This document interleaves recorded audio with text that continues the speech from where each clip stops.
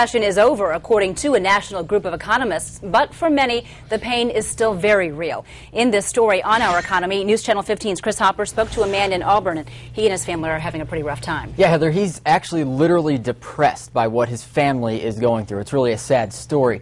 Gary Pulis lost his job last October. That's 4 months after experts say the recession ended.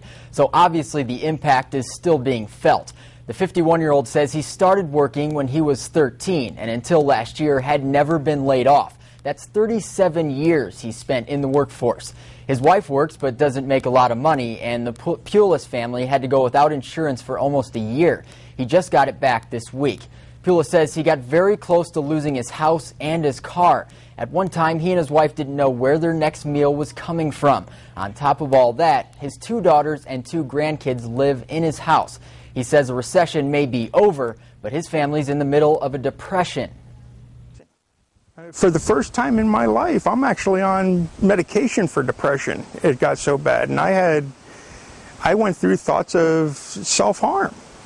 And anybody who knows me knows that that's not me.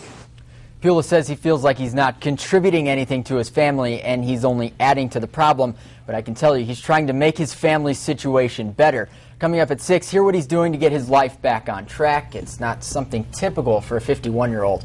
And as I said, you can still really feel the effects that this recession is having. A lot of people are having to do some drastic things and rethink things because of the economic problem. They are. That's exactly the story here, Heather. Okay. All right.